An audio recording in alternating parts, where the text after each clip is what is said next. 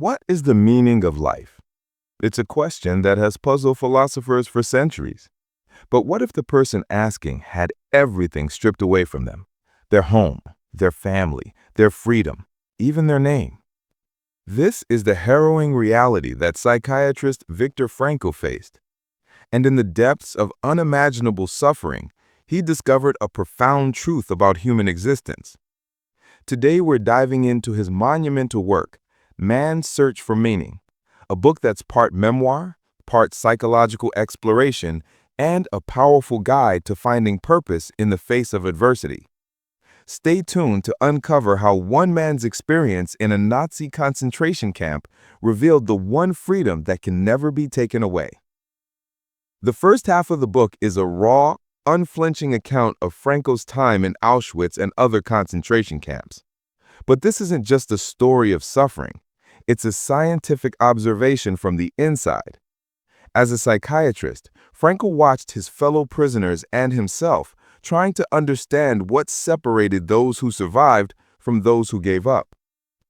He describes three psychological phases the prisoners went through. First, the initial shock and horror upon entering the camps.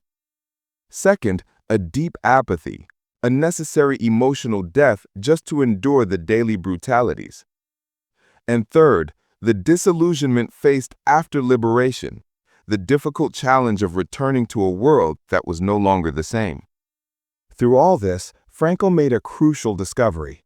The prisoners who had the best chance of survival were not necessarily the physically strongest, but those who held on to a purpose, a reason to live.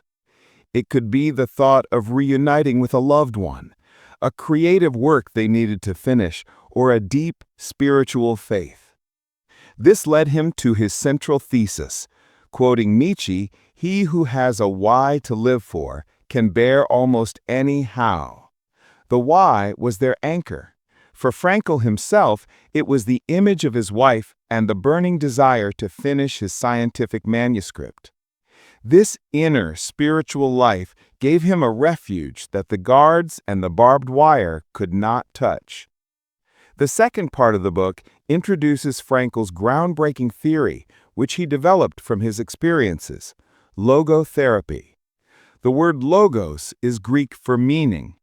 Unlike other schools of psychology that focus on pleasure or power, logotherapy is founded on the idea that the primary driving force in humans is a will to meaning.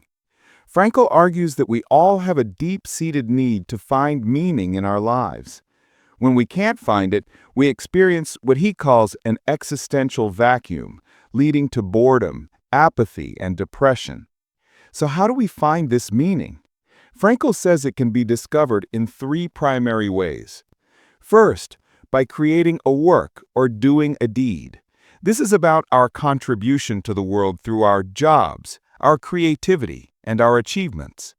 Second, by experiencing something or encountering someone. This is the meaning we find in love, beauty, and connection. And third, by the attitude we take toward unavoidable suffering. This is perhaps Frankl's most powerful point. He argues that even when we are faced with a situation we cannot change, we still have the freedom to choose our attitude. This leads to his most famous and powerful quote: "Everything can be taken from a man but one thing, the last of the human freedoms, to choose one's attitude in any given set of circumstances, to choose one's own way." Suffering, he explains, ceases to be suffering at the moment it finds a meaning. By choosing to face it with courage and dignity, you can turn a personal tragedy into a triumph. So what can we take away from Man's Search for Meaning? First, your attitude is your ultimate freedom. No matter what happens externally, your internal response is always within your control. This is the source of our power and dignity. Second, meaning, not happiness, should be our goal. Frankl believed happiness is a byproduct that ensues when we have a reason to be happy.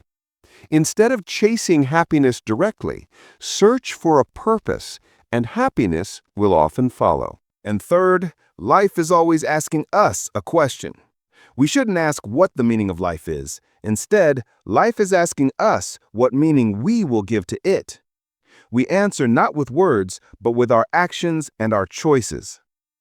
Man's Search for Meaning is a short book, but its message is timeless and profound. It teaches us that life holds a potential meaning under any conditions, even the most miserable ones. It's a testament to the resilience of the human spirit and a powerful reminder that our deepest drive is to find and fulfill a purpose. If you feel lost or are searching for your own why, this book is an essential read. Thanks for watching. If you found this summary valuable, hit the like button, subscribe for more deep dives into life-changing books, and let me know in the comments what book you'd like to see summarized next. And of course, do yourself a favor and pick up a copy of Man's Search for Meaning. Until next time, keep searching.